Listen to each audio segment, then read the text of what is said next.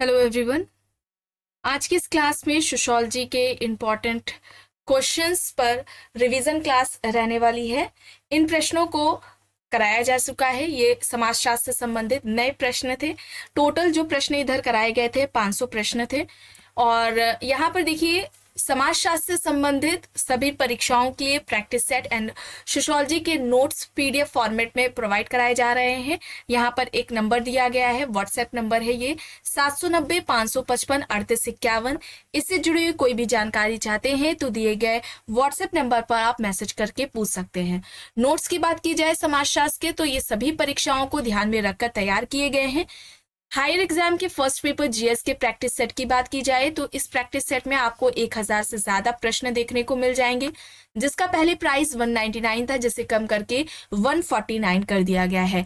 MP assistant professor exam की बात की जाए, जो कि आपकी ये परीक्षा 1 जून को होनी है, इसके फर्स्ट पेपर जीएस के प्रैक्टिस सेट की बात की जाए तो इसमें टोटल जो प्रैक्टिस सेट आपको देखने को मिलेंगे 15 है। प्रश्नों की अगर बात की जाए तो 750 इसमें प्रश्न शामिल है और इसका प्राइस 120 रुपए है। राजस्थान असिस्टेंट प्रोफेसर के जीएस प्रैक्टिस सेट की बात करें तो इसमें भी आपको प्रैक्टिस सेट टोटल 15 देखने को मिल जाएंगे और इसका जो प्राइस है ये 99 है। कोई भी जानकारी चाहते हैं तो दिए गए व्हाट्सएप नंबर 790-555-3851 पर आप मैसेज करके पूछ सकते हैं। बस थोड़ी ही देर में क्लास शुरू होने वाली है। आप सभी इस वीडियो को ज्यादा से ज्यादा लोगों के साथ शेयर जरूर कर दीजिए।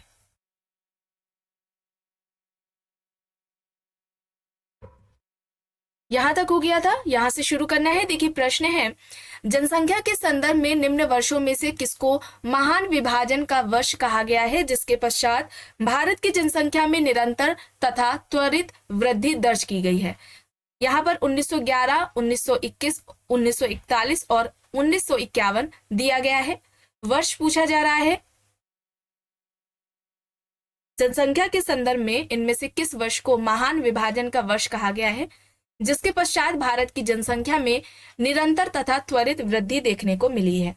1921 यहाँ पर विकल्प बी हो जाएगा। ठीक है, 1921 यहाँ पर विकल्प बी हो जाएगा सही आंसर। प्रश्न है, भारत की राष्ट्रीय जनसंख्या नीति 2000 के अनुसार निम्न में से किस एक वर्ष तक जनसंख्या स्थिरता प्राप्त करने का हमारा दीर्घावधि लक्ष्य है?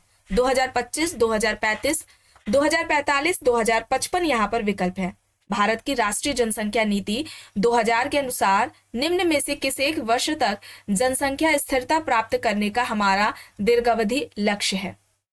यहाँ पर जो सही विकल्प है 2045 है। 2045 ऑप्शन सी हो जाएगा यहाँ पर सही आंसर। नगरीकरण का देखिए कारण पूछा जा रहा है, 4 दिए गए हैं। ग्रामीण नगरी असंतुलन, ग्रामीण क्षेत्रों में नौकरी के अवसरों की कमी, कृषि भूमि की न बढ़ सकने वाली प्रकृति, नगरों की चुंबकीय विशेषताएं। नगरीकरण का कारण पूछा जा रहा है तो ये सभी नगरीकरण के कारण में आएगा और नगरीकरण की जो अवधारणा है ये लुई वर्थ के द्वारा दी गई है। ठीक है, लुई वर्थ के द्वारा नगरीकरण की अवधारणा दी गई है, नगरवाद की अवधारणा दी गई है, घेटों की अवधारणा भी लुई वर्थ के द्वारा दी गई है। आगे देखते हैं। प्रश्न है, भारत में नगरीकरण के संदर्भ में निम्न कथनों में से कौन सा सही है? 2 यहाँ पर दिए गए हैं। पहला है, 2011 की जनगणना के अनुसार देश की कुल नगरीय जनसंख्या का 60% से अधिक प्रथम श्रेणी के नगरों में निवास करती है। 2011 में देश में 10 लाख से अधिक जनसंख्या वाले 53 नगर सकुल थे।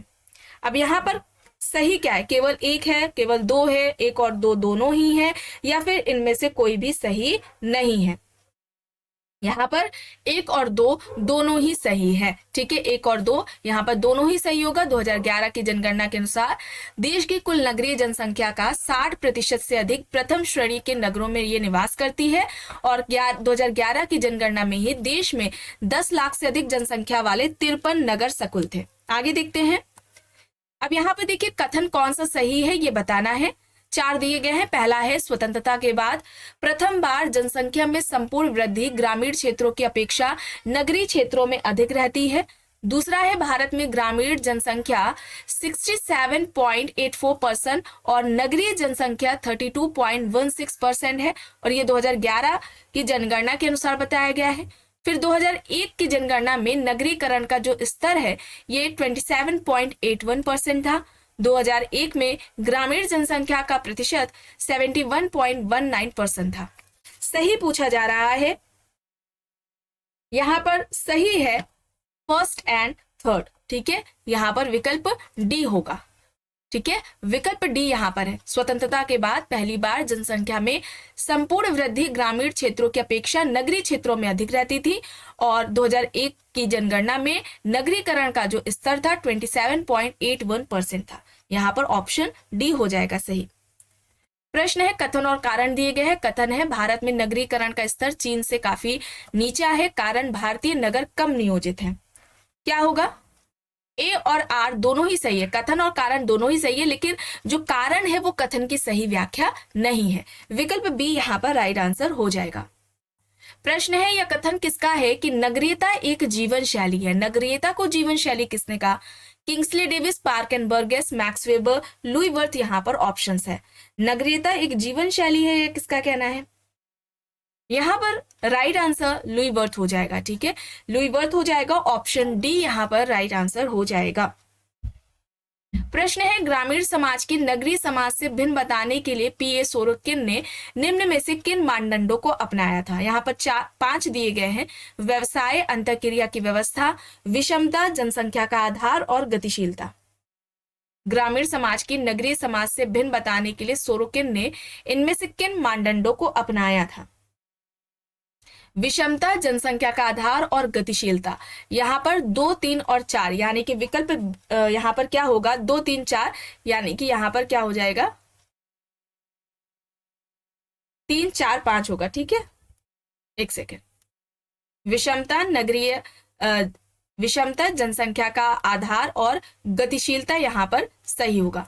विकल्प यहां पर सी हो जाएगा। ठीक है, यहां पर सी होगा। आगे देखते हैं। प्रश्न है ग्रामीण व नगरीय समुदायों में भेद बनाने के लिए सही आधार बताना है।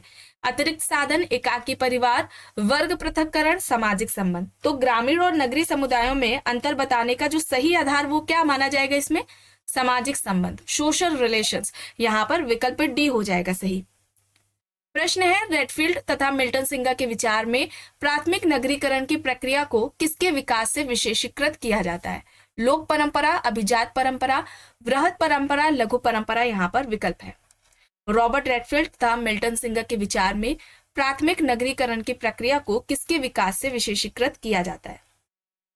सही यहाँ पर लघु परंपरा होगा। ठीक है, लिटिल ट्रेडिशन होगा। विकल्प डी यहाँ पर राइट होगा। बात की जाए लघु परंपरा और वृहत परंपरा की, तो ये बात किसके द्वारा की गई है? रेडफील्ड के द्वारा की गई है। इसे भी आप याद रखेंगे। आगे देखते हैं। प्रश्न है निम्न में से कौन सा कथन सही है? 4 यहाँ पर दिए गए हैं। पहला है नगरीकरण औद्योगिकीकरण का उत्पाद है। दूसरा है पेशों की विविधता नगरीय जीवन की एक विशेषता है। तीसरा है ग्रामीण नगरीय प्रवचन जनसंख्या की वृद्धि में एक बड़े अंश का योगदान करता जा रहा है। चौथा है नगरीकरण और औद्योगिकीकरण की वजह से शहरों में जनसंख्या अत्यधिक समीक्षण है। सही पूछा जा रहा है, तो नगरीकरण औद्योगिकीकरण का उत्पाद है, पेशों की विविधता नगरीय जीवन की एक विशेषता है, ग्रामीण नगरीय प्रवचन जनसंख्या की वृद्धि में एक बड़े अंश का योगदान करता जा रहा है। ये फर्स्ट, सेकंड एंड थर्ड यहाँ पर राइट होगा। विकल्प डी यहाँ पर सही हो जाएगा। प्रश्न है नगरीय पुनर्चक्रण की अवधारणा का अर्थ क्या है? प्रदूषण रोकने की क्रियाविधि, उद्योगों को शहर में दूसरी जगह स्थानांतरित करना, पुरानी इमारतों का नवीनीकरण एवं नई इकाइयों का निर्माण, शहर को दूसरी जगह स्थानांतरित करना। नगरीय पुनर्चक्रण की अवधारणा का अर्थ पूछा जा रहा है। उद्योगों को शहर में दूसरी जगह स्थानांतरित करना। विकल्प बी यहाँ पर राइट आंसर हो जाएगा। ठीक है, अब देखिए यहाँ पर प्रश्न है इनमें से किसके अनुसार समाजीकरण की प्रक्रिया 3 चरणों से होकर के गुजरती है? बालक, युवा, प्रौढ़। Gillin and Gillin, Huxley, fried, Fraser यहाँ पर विकल्प दिए गए हैं। समाजीकरण की प्रक्रिया 3 चरणों से होकर के गुजरती है। बालक, युवा, प्रौढ़, ये किसके द्वारा बताया गया है? सही विकल्प यहाँ पर होगा गिलिन एंड गिलिन। ठीक है, गिलिन एंड गिलिन होगा। इनकी जो एक पुस्तक है सांस्कृतिक समाजशास्त्र है, ये इंपॉर्टेंट है, अक्सर परीक्षाओं में पूछी जाती है। सांस्कृतिक समाजशास्त्र, इसे आप याद रखिएगा। सामाजिकरण की प्रक्रिया बालक युवा प्रौढ़ अवस्था से होकर के गुजरती है, ये गिलिन एंड गिलिन का कहना था। और सामाजिकरण की बात की जाए तो सबसे पहले सामाजिकरण की जो बात है ये G.H. मीड यानी कि जॉर्ज हर्बर्ट मीड के द्वारा ही की गई है। आगे देखते हैं। प्रश्न है, एक व्यक्ति डॉक्टर है, वह अपने मरीजों का उपचार करता है, उन्हें आहार बताता है, कंपाउंडर द्वारा दवाइयों के वितरण तथा क्लिनिक की सफाई के काम इत्यादि देखता है। डॉक्टर की ये क्रियाएं बनाती हैं प्रस्तुति समुच, भूमिका समुच, बहुविध प्रस्तुतियां या फिर बहुविध भूमिकाएं। सही विकल्प यहाँ पर क्या हो जाएगा? यहाँ पर क्या होगा? भूमिका समुच्चय होगा, रोल सेट होगा। ऑप्शन बी हो जाएगा यहाँ पर राइट आंसर। प्रश्न है, भूमिका पुंज में अस्थायित्व यानी संघर्ष के संरचनात्मक कारकों का सिद्धांत किसने प्रतिपादित किया? Ralph Linton, Parsons, Nadel, R K. Merton यहाँ पर ऑप्शंस दिए गए हैं। भूमिका पुंज में अस्थायित्व संघर्ष के संरचनात्मक कारकों का सिद्धांत किसके द्वारा दिया गया है? लिंटन, पार्सन्स, नाडेल, मर्टन यहाँ पर ऑप्शंस हैं। सही यहाँ पर होगा आर.के. मर्टन। ठीक है, आर.के. मर्टन होगा, ऑप्शन डी यहाँ पर राइट हो जाएगा। और अगर बात की जाए प्रस्तुति एंड भूमिका की, स्टेटस एंड रोल की, प्रस्तुति और भूमिका की, ठीक है, प्रस्तुति और भूमिका की सबसे पहले जो बात है, सर्वप्रथम वर्णन किसके द्वारा किया गया था? लिंटन के द्वारा किया गया था। The study of man, the study of man में किया गया था। ये इनकी पुस्तक है जो कि 1936 में आती है। प्रस्तुति के दो प्रकार लिंटन ने बताए थे। ठीक है, प्रस्तुति के दो प्रकार बताए थे, प्रदत्त प्रस्तुति, ठीक है, और अर्जित प्रस्तुति। प्रदत्त प्रस्तुति और अर्जित प्रस्तुति, ये दो प्रकार लिंटन के द्वारा बताए गए हैं। प्रदत्त प्रस्तुति के उदाहरण की बात करें तो हम इसमें आ जाएगा जाति, लिंग आ जाएगा। ठीक है, जाति, लिंग है और भी है। और अगर हम अर्जित प्रस्तुति की बात करें तो इसमें डॉक्टर आ जाएगा, शिक्षक आ जाएगा, जो कि व्यक्ति अपनी योग्यताओं के अनुसार प्राप्त करता है, वो अर्जित प्रस्तुति है। ऐसी प्रस्तुति जिसे व्यक्ति जन्म से ही प्राप्त कर लेता है उसे हम प्रदत्त प्रस्तुति कहते हैं। यहाँ पर मर्टन होगा, डी यहाँ पर राइट होगा। प्रश्न है, निम्न समाजशास्त्रियों में से हिस्ट्री ऑफ ह्यूमन मैरिज नामक पुस्तक के लेखक कौन है? Bogardus, Westermarck, Gillin and Gillin, KM. Kapadia यहाँ पर विकल्प है। हिस्ट्री ऑफ ह्यूमन मैरिज किसके द्वारा ये पुस्तक लिखी गई है? Bogardus, Westermarck, Gillin and Gillin, KM. Kapadia यहाँ पर विकल्प है। इस प्रश्न का यहाँ पर सही आंसर क्या हो जाएगा? वेस्टरमार्क हो जाएगा। ठीक है, वेस्टरमार्क हो जाएगा, ऑप्शन बी यहाँ पर राइट आंसर हो जाएगा। और वेस्टरमार्क द्वारा परिवार की उत्पत्ति का एक विवाहीय सिद्धांत दिया गया था। ठीक है, परिवार की उत्पत्ति का एक विवाहीय सिद्धांत किसका है? वेस्टरमार्क का है। इसे भी आप याद रखेंगे। आगे देखते हैं। प्रश्न है, मैक्स वेबर एक बौद्धिक व्यक्तित्व नामक पुस्तक किसने लिखी? Max Weber, Ruth Benedict, Reinech Benedict, Ralph Linton यहाँ पर विकल्प दिए गए हैं। मैक्स वेबर एक बौद्धिक व्यक्तित्व पुस्तक किसके द्वारा लिखी गई है? राइनेच बेनेडिक्ट की पुस्तक है। यहाँ पर सी हो जाएगा, ऑप्शन सी यहाँ पर राइट आंसर है। प्रश्न है, निम्न समाजशास्त्रियों में से किसने दुख प्रकट किया कि एक संस्था के रूप में जाति की बाधक भूमिका तथा प्रतिक्रियावादी महत्व अभी भारतीय अर्थव्यवस्था के छात्रों द्वारा बहुत ही अपर्याप्त रूप से समझा गया है? यहाँ पर A.R. देसाई हैं, D.P. मुखर्जी हैं, M.S. श्रीनिवास है, ल्यू ड्यूमो यहाँ पर दिए गए हैं। एक संस्था के रूप में जाति की बाधक भूमिका तथा प्रतिक्रियावादी महत्व अभी भारतीय अर्थव्यवस्था के छात्रों द्वारा बहुत ही अपर्याप्त रूप से समझा गया है। ये किससे संबंधित है? A.R. देसाई से द्वारा कहा गया है। यहाँ पर विकल्प ए हो जाएगा सही आंसर। प्रश्न है, निम्न में से किसके मतानुसार भारतीय संविधान में धर्मनिरपेक्ष विचारों का यह निहितार्थ नहीं है कि सार्वजनिक जीवन और प्रमुख भारतीय समुदायों के बीच संबंधों में इसके प्रतिमानों के प्रति विस्तारित अनुरूपता है? S.C. दुबे, M.N. श्रीनिवास, योगेंद्र सिंह, अजित के डांडा यहाँ पर विकल्प है। भारतीय संविधान में धर्मनिरपेक्ष विचारों का यह निहितार्थ नहीं है कि सार्वजनिक जीवन और प्रमुख भारतीय समुदायों के बीच संबंधों में इसके प्रतिमानों के प्रति विस्तारित अनुरूपता है। यहाँ पर सही होगा योगेंद्र सिंह। योगेंद्र सिंह ऑप्शन सी यहाँ पर राइट आंसर हो जाएगा। धर्मनिरपेक्षीकरण की बात करें, धर्मनिरपेक्षीकरण की अवधारणा किसकी है? एम.एस. श्रीनिवास की है। आगे देखते हैं, प्रश्न है ल्यूड्यूमो के अनुसार निम्न में से कौन जातियों के बीच संरचनात्मक दूरी बनाए रखने में सहायक है? भूमि स्वामित्व, आर्थिक परिस्थिति, शुद्धता और प्रदूषण, राजनीतिक सत्ता यहाँ पर विकल्प है। ल्यूड्यूमो के अनुसार जातियों के बीच संरचनात्मक दूरी बनाए रखने में कौन सहायक है? शुद्धता और प्रदूषण, यहाँ पर सी हो जाएगा। ऑप्शन सी यहाँ पर राइट है। प्रश्न है निम्न में से कौन सी मिशेल फूको की रचना नहीं है, बुक नहीं है? Discipline and punish, reading capital, the order of things, madness and civilization, यहाँ पर विकल्प है। अब देखिए फूको की पुस्तक नहीं है पूछा जा रहा है, तो यहाँ पर राइट आंसर क्या हो जाएगा? रीडिंग कैपिटल हो जाएगा। रीडिंग कैपिटल किसकी है? लुइस अल्थ्यूजर की है। ठीक है, लुइस अल्थ्यूजर की है, जो कि नव मार्क्सवादी हैं। इन्हें अति निर्धारणवादी कहा जाता है, आपको कई बार बताया गया है। ठीक है, रीडिंग कैपिटल लुइस अल्थ्यूजर की है। आगे देखते हैं, प्रश्न है समाजीकरण के किसके सिद्धांत पे यह दर्शाया गया है कि समाजीकरण पारिवारिक संबंधों के माध्यम से नैतिक और वैयक्तिक पहचान प्राप्त करने की एक प्रक्रिया है। यहाँ पर जॉन पियाजे हैं, फ्रायड हैं, दुर्खीम है और मीड यहाँ पर विकल्प दिए गए हैं।